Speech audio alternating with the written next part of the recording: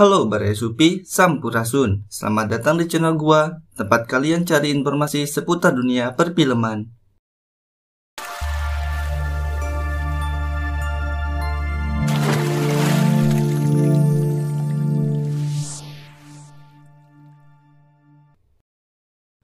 Di video kali ini, gua akan membahas alur sebuah film Taiwan yang berjudul Guiche.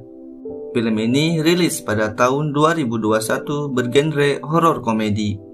Buat baraya yang sedang gelisah galau merana, film ini cocok buat pelampiasan. Saya jamin baraya semua bakalan sangat terhibur. Sebenarnya film ini adalah remake dari film Korea Selatan. Karena saya giung lihat opa-opa Korea, jadi saya bikin alur film Cina dulu. Oke, langsung saja. Guiche, omong kosong. Di awal film kita diperlihatkan sebuah tim polisi. Mereka beranggotakan 3 orang, yaitu Kapten Fang, dialah pemimpin mereka. Katanya dia lebih suka dipanggil penipu daripada polisi. Yang kedua adalah Mong. Kita panggil saja dia si biksu. Dia dijuluki kepala biksu karena cerewet dan omongannya suka ngawur. Dan yang ketiga, Saiko. Dia ahli dalam menembak. Diceritakan, mereka akan menyergap sebuah transaksi ilegal. Seperti film pada umumnya, mereka berjalan dengan gagah. Tapi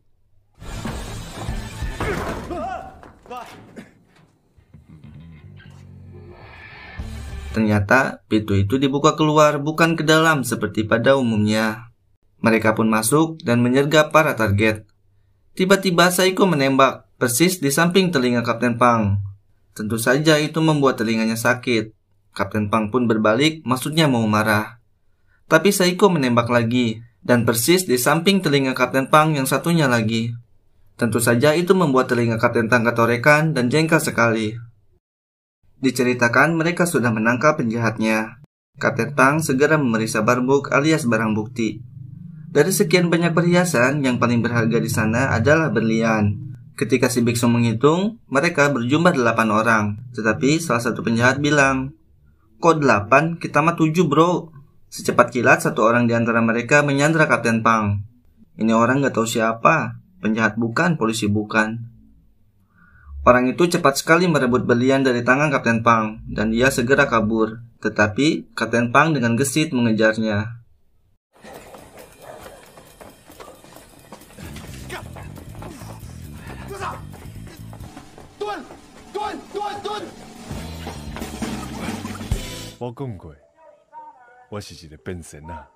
Sekian lama kejar-kejaran, akhirnya orang itu lolos. Dan film pun berakhir. Enggak bercanda kok. Kemudian scene berlanjut ketika Kapten Pang dan orang yang merebut berlian itu sedang santai di atas gedung. Dan ternyata mereka hanya pura-pura kalau berlian itu dicuri. Orang itu adalah teman Kapten Pang bernama Chiang, yang jari telunjuknya palsu karena sudah buntung. Kemudian kita diperlihatkan adegan di mana jari Chiang dipotong oleh kelompok gangster yaitu Bos Lin. Bukan tanpa alasan, mereka ditangkap karena tidak bisa membayar utang. Awalnya, Kapten Pang ingin bertanggung jawab. Dengan berani dia bilang jarinya saja yang dipotong. Tapi nahas, Bos Lin malah memilih Chiang.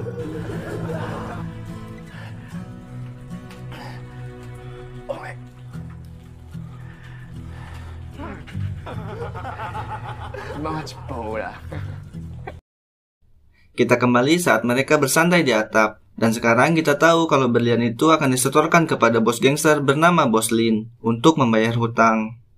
Setelah ngobrol kesana kemari gak jelas, Kapten Pang pergi tidur karena udah capek kejar-kejaran. Sementara Chiang masih santai di atap. Scene berlanjut saat Kapten Pang bangun. Dan entah gimana ceritanya, dia dan timnya sudah disekap oleh anak buah Bos Lin. Ternyata berlian itu dibawa kabur oleh Chiang di saat Kapten Pang sedang tidur. Kejadian ini membuat Bos Lin sangat marah, dan seperti biasa dia ingin ada yang bertanggung jawab atas kejadian ini. Seperti dahulu, Kapten Pang mengajukan diri lagi, dia ingin bertanggung jawab sepenuhnya. Tapi lagi-lagi temannya yang jadi sasaran, telunjuk Saiko lah yang dipotong.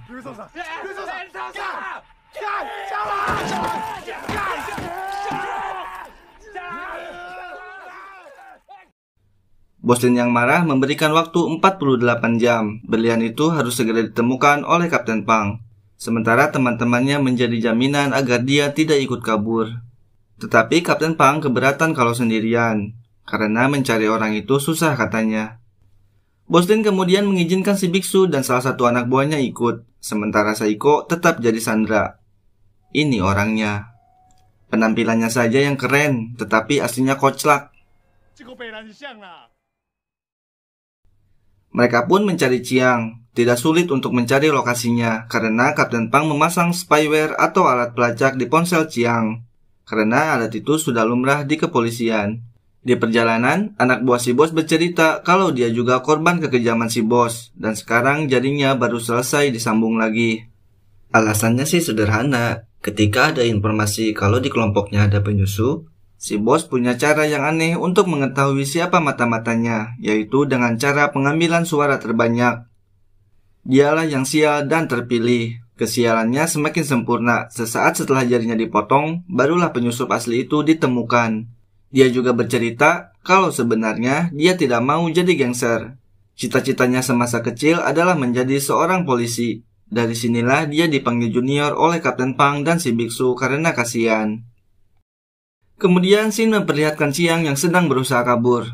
Di perjalanannya dia terlihat sedang menelpon. Ternyata itu telepon dari Kapten Fang dan menanyakan alasan kenapa dia kabur. Chiang pun bercerita. Ternyata ketika Tuan Lin menentukan siapa yang akan jadi kambing hitam atas hilangnya berlian itu adalah dengan cara yang aneh juga, yaitu dengan undian. Dan sialnya Chiang lah yang terpilih, jadi dia memilih kabur saja daripada harus dipenjara. Sesaat setelah dia menutup telepon, Chiang dikagetkan sosok wanita yang berdiri di tengah jalan dan mobilnya pun masuk jurang.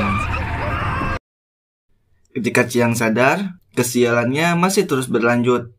Dia dikejutkan dengan besi yang hampir menusuk kepalanya. Dengan hati-hati, dia berhasil keluar mobil. Setelah menyusuri hutan, kemudian dia menemukan sebuah desa kecil. Dan dia pun meminta bantuan dengan ikut menginap semalam saja karena hari sudah sore. Dia pun dibawa ke desa kecil itu. Di sana ada si kakek penjual kemoceng dan adiknya yang agak aneh. Juga sepasang suami istri dan anaknya. Jumlah mereka hanya 5 orang. Malam pun tiba. Ketika Chiang sedang asik melihat berliannya sambil pup, dia dipanggil untuk makan malam. Tapi dia lagi mules dan ogah keluar toilet. Karena kesal Chiang gak mau keluar, si kacamata berinisiatif untuk mengerjai Chiang. Maksudnya agar Chiang segera keluar dari toilet. Mereka pun bersandiwara menjadi seorang polisi yang sedang mencarinya. Alasannya karena menemukan sebuah mobil nyungsep di hutan. Sontak saja Chiang kaget dan tidak sengaja menjatuhkan sebagian berliannya ke dalam toilet. Karena sangat panik, yang terpikirkan olehnya adalah menelan berlian itu. Belum juga ditelan karena dia sendiri mau muntah, tiba-tiba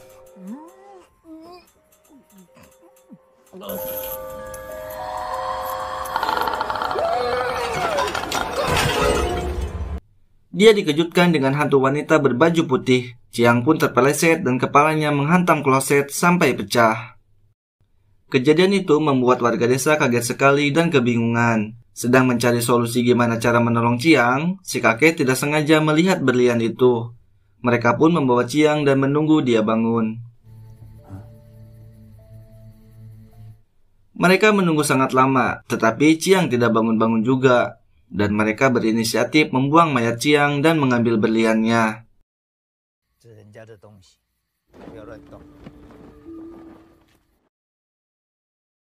Pada saat Chiang dilempar, dia berteriak tapi telat. Ternyata dia belum mati. Mereka pun kaget sekali dan berusaha mencari Chiang lagi. Karena keadaannya sangat gelap, mereka kesulitan menemukannya. Lagi-lagi si kacamata punya ide berani katanya, yaitu dengan menjatuhkan dirinya sendiri, berharap jatuh di tempat yang sama dengan Chiang. Kemudian Shin berlanjut saat Kapten Pang tiba di desa itu, kemudian menanyakan keberadaan Chiang. Pada saat bersamaan, warga desa baru kembali dan membawa tubuh Chiang dalam karung. Si junior lah yang curiga, tetapi mereka meyakinkan kalau itu hanyalah jagung dan memasukkannya ke gudang. Si junior yang masih curiga masuk ke gudang bersama si biksu dan menanyakannya lagi, tetapi karung itu benar-benar berisi jagung. Si kacamata yang selalu mempunyai ide aneh mengalihkan perhatian dengan bercerita kalau di desa itu ada seorang hantu wanita dan di gudang itulah tempat yang sering didiami hantu itu. Buktinya adalah patung kayu yang selalu bergerak sendiri dan menghadap ke arah yang sama seolah sedang mengobrol dengan seseorang. Dia juga mencurigai kalau orang yang mereka cari yaitu Chiang diculik oleh hantu itu. Mereka pun ketakutan.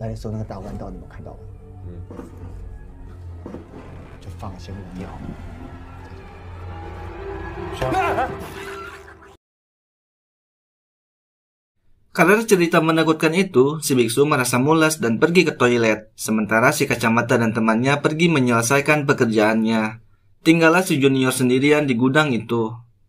Sedang melihat lukisan pegunungan, ternyata gambar itu adalah tengkorak terbalik. Nggak ada angin, nggak ada hujan, benar aja patung-patung di sana bergerak sendiri menghadap lukisan tersebut. Tiba-tiba lukisan itu terjatuh, membuat si junior panik. Si junior yang panik menghubungi si biksu dan melaporkannya, dan dengan enteng si biksu bilang, tinggal paku lagi dan kantungin lagi lukisannya, kan beres. Walaupun takut, si junior menurut saja kepada seniornya dan memaku dinding itu lagi. Tidak diduga sama sekali, ternyata Chiang disembunyikan di balik dinding itu. Karena suara keras si junior yang sedang memaku, Chiang pun terbangun dan kaget, karena tiba-tiba ada paku yang akan menancap matanya. Chiang pun hanya bisa menangis karena ketakutan. Si junior yang mendengar suara tangisan Chiang menyangka kalau itu suara hantu yang diceritakan. Dia pun lari menyusul si biksu yang sedang di toilet dan melaporkannya. Karena panik, si junior menggedor-gedor pintu sangat keras. Dan...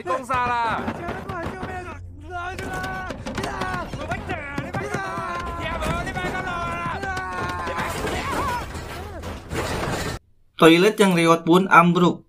Si biksu kesal bukan main. Karena sangat kesal, dia buru-buru pergi ke gudang. Kemudian memukulkan tangan si junior yang sedang digigit dengan sangat keras ke paku itu. Kepala Chiang pun tertusuk paku. Kemudian kita diperlihatkan Kapten Fang yang sedang mencari Chiang di hutan bersama si kakek. Di sana, si kakek memperingatkan Kapten Fang agar berhati-hati, karena banyak sekali dipasang ranjau untuk menangkap hewan liar. Tidak lama kemudian, Kapten Fang terpeleset dan hampir saja kena ranjau itu. Si kakek kemudian membereskan jebakan, sementara Kapten Fang tidak sengaja melihat wanita berbaju putih lewat dan dia pun mencarinya. Sebenarnya Kapten Fang juga sempat melihat wanita itu di desa. Ketika sedang mencari, sampailah dia di sebuah pohon beringin besar. Dia menemukan batu misterius yang bertuliskan mantra-mantra aneh. Dan tiba-tiba...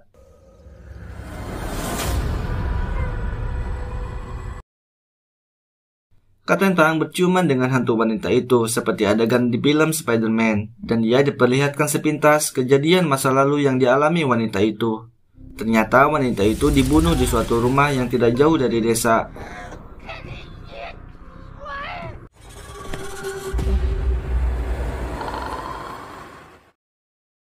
Sebelum sempat melihat semuanya, Kapten Fang tersadar dan sudah berada di desa lagi.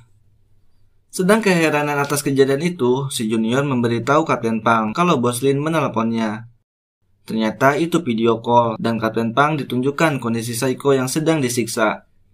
Kapten Fang pun sangat marah dan menyuruh agar semua balik saja karena beranggapan Chiang tidak ada di sana. Sebelum pulang, Kapten Fang ingin ke toilet dulu, toilet yang udah hancur digebrak si junior. Dia tidak sengaja menemukan jari palsu milik Chiang di sakunya. Meskipun keheranan, kini dia tahu kalau Chiang ada di desa itu. Dia pun memutuskan untuk bermalam di desa itu. Karena tidak ada kamar untuk tamu, Kapten Fang berinisiatif agar timnya tidur di gudang. Si junior ketakutan dan hanya bisa menelan ludah karena kejadian siang tadi. Di dalam gudang, Kapten Fang menceritakan semua yang dialaminya. Menemukan batu misterius, kemudian melihat sosok wanita, juga penglihatan kalau ada seseorang yang dibunuh di suatu rumah di dekat desa. Si junior dan juga si biksu hanya bisa menelan ludah, karena mereka yang tahu cerita hantu wanita itu, sementara Kapten Fang tidak tahu. Dia juga menunjukkan jari palsu milik Chiang, agar si junior dan si biksu tahu kalau Chiang masih ada di desa dan tidak meminta pulang terus. Mereka pun berencana akan mencari rumah yang ada di penglihatan Kapten Fang. Di ruangan berbeda, warga desa juga sedang rapat. Mereka berencana kalau besok pagi akan mengamankan tubuh Chiang. Yang akan berangkat adalah si kakek dan adiknya, jadi mereka bersandiwara. Jika polisi bertanya, mereka berpura-pura pergi ke kota untuk berdagang.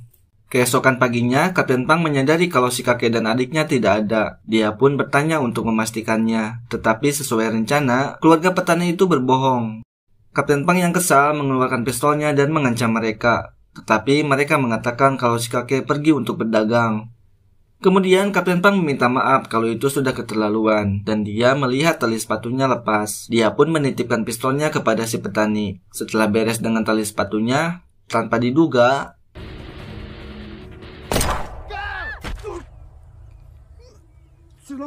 Kapten Pang menembak dada si junior.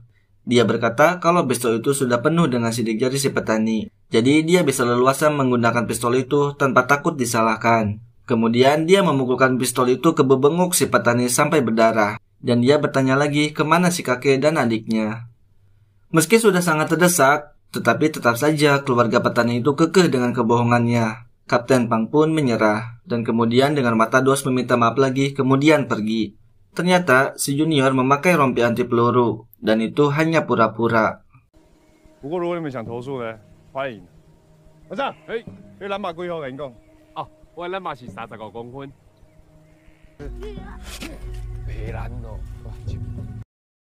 Kapten Pang dan timnya kemudian mencari lokasi rumah yang ada di penglihatannya. Dan benar saja rumah tersebut benar-benar nyata. Kemudian mereka saling tuduh siapa yang masuk duluan karena takut.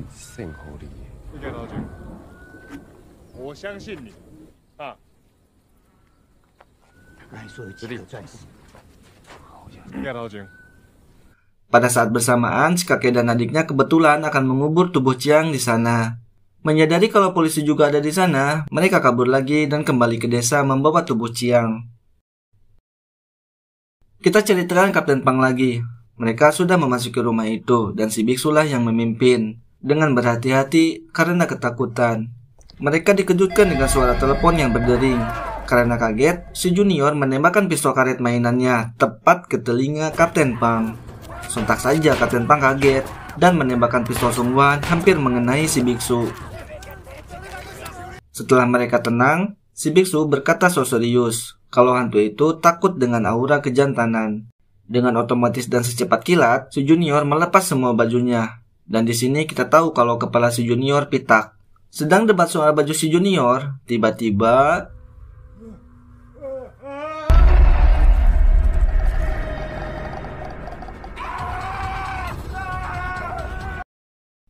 mereka dikejutkan dengan penampakan sosok hantu wanita itu.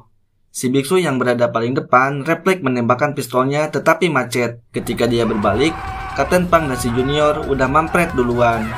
Mereka pun lari setengah telanjang. Sekarang kita dibawa ke sawah, tempat para penduduk desa sedang berkumpul. Mereka berunding kembali. Tubuh Chiang juga ada di sana. Melihat fakta kalau hidung si petani bonyok, mereka sudah tidak tahan lagi dan ingin melawan saja. Belum juga menemukan solusi, Kapten Pang dan timnya sedang berlari ke arah mereka sambil berteriak karena ketakutan.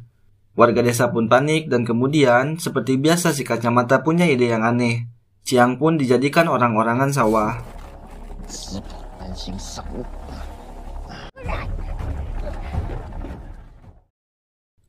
Kapten Pang yang baru sampai di sawah itu berhenti mendadak. Disusul si biksu yang tertahan oleh Kapten Pang. Kemudian si junior yang gak bisa nahan menabrak mereka. Dan dot! Pistol si biksu meledak mengenai orang-orang sawah itu. Padahal tadi mah pistolnya macet. Karena merasa malu, mereka pun berpura-pura sedang latihan baris berbaris dan pergi.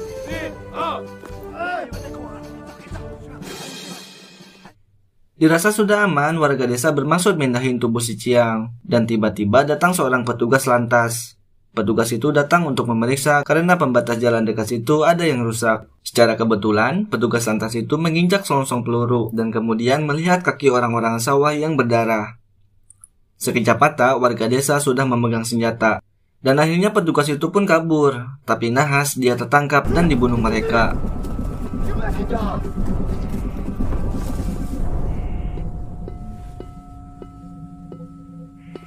Warga desa kemudian kembali ke sawah dan mendapati orang-orang sawah udah gak ada. Dan mereka pun sepakat untuk berperang melawan polisi. Scene selanjutnya kita diperlihatkan Kapten Pang dan timnya yang berniat pulang saja karena situasi sudah sangat kacau. Di perjalanan, si Junior pamer foto-fotonya di desa itu. Kapten Pang kesal dan ingin menghapusnya karena dirasa si Junior lebay. Kemudian, dia menemukan foto mereka pada saat di sawah. Di dalam foto itu terlihat kalau tangan orang-orangan sawahnya adalah tangan manusia. Tak terima karena merasa dibodohi, mereka pun kembali. Kemudian kita diperlihatkan Chiang yang sekarang jadi orang-orangan sawah. Ternyata dia melarikan diri ketika warga desa mengejar petugas lantas itu. Kesialannya seakan tiada akhir. Dan entah mengapa dia selalu hidup meski sudah masuk jurang, kepala terbuntur kloset, dilempar ke hutan, kepala tertusuk paku, dan yang paling terbaru, dia dibuat orang-orangan sawah plus kakinya tertembak. Di tengah jalan dia mengeluh kesakitan dan berdoa agar Tuhan menolongnya. Tiba-tiba petir di siang bolong menyambar tubuh Chiang. Kebetulan, Kapten Pang yang berniat kembali ke desa menyaksikan adegan penyambaran kilat itu. Mereka kemudian menolong Chiang dan menemukan kalau berliannya masih ada dan tentu saja masih bau itu. Ketika mereka memasukkan tubuh Chiang ke mobil, tiba-tiba warga desa sudah sampai di sana dan tawuran pun terjadi dengan sangat kacau. Sedang kacau-kacaunya, si Junior tidak sengaja menemukan pistol milik Kapten Pang yang terjatuh. Karena baru pertama kali memegang pistol sungguhan, dia menembak asal ke segala arah.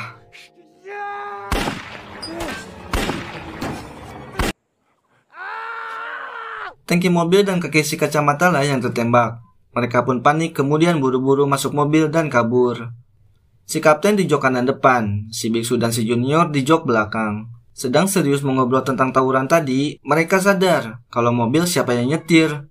Dan ternyata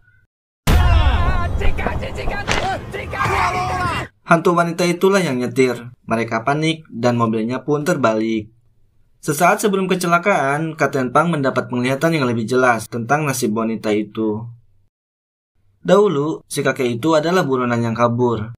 Ayah si wanita itu tidak mau bekerja sama dan tidak mau membantu. Akhirnya warga desa itu membunuh mereka berdua dipimpin oleh si kakek karena takut dilaporkan ke polisi.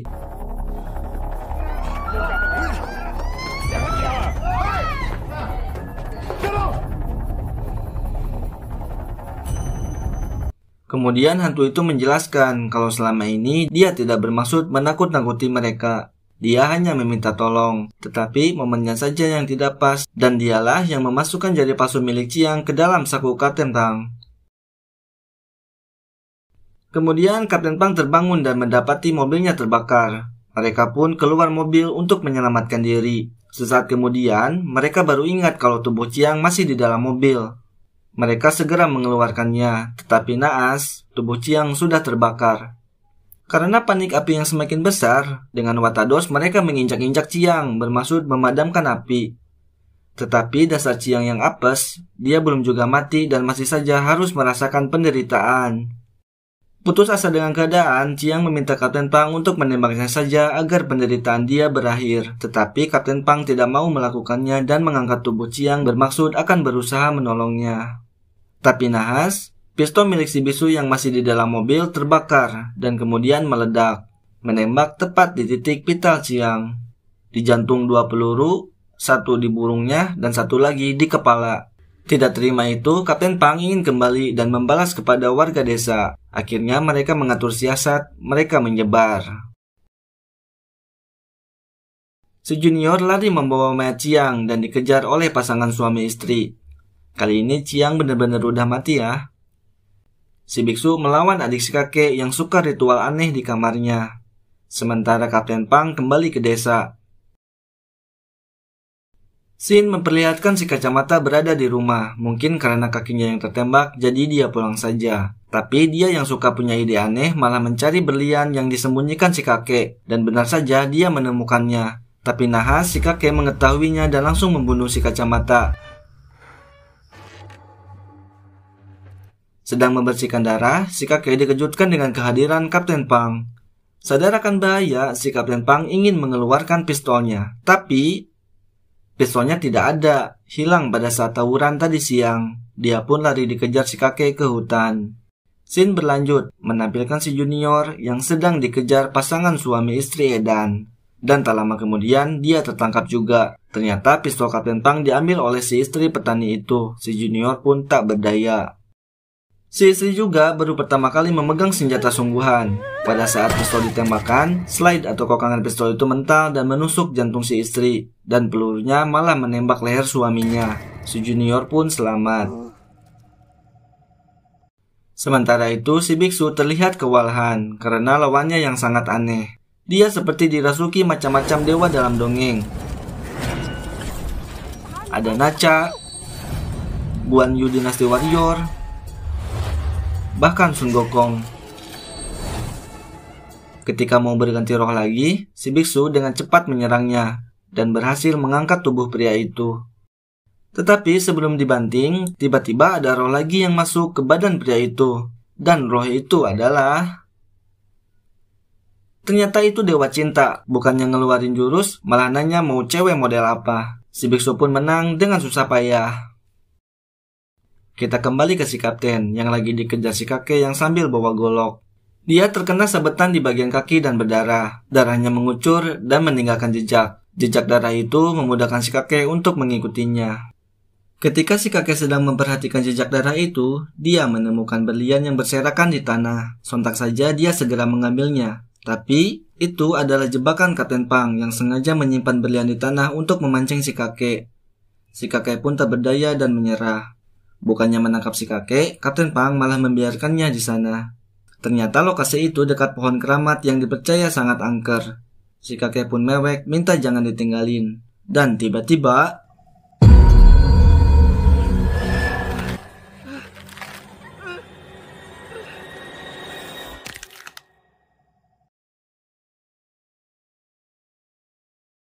Keesokan harinya, polisi lokal pun datang ke desa itu dan melakukan olah TKP. Dari sanalah dia baru tahu kalau pembunuhan wanita itu kasusnya sudah dibukukan karena sudah terlalu lama. Dan nama gadis itu Lin Li.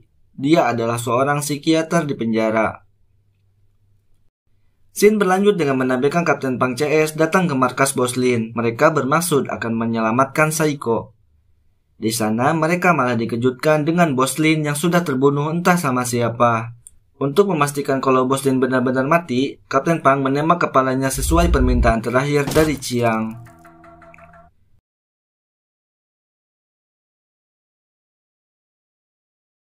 Film pun berakhir dengan menampilkan Kapten Pang CS yang sedang menghitung berlian itu.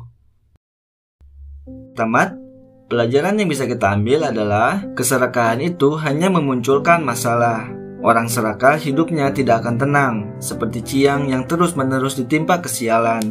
Juga si kakek yang sudah lama menyimpan rahasia. Ada pepatah, sepandai-pandainya kita menyembunyikan bangkai, akhirnya tercium juga. Oke, sekian dulu video kali ini. Semoga Baria semua terhibur.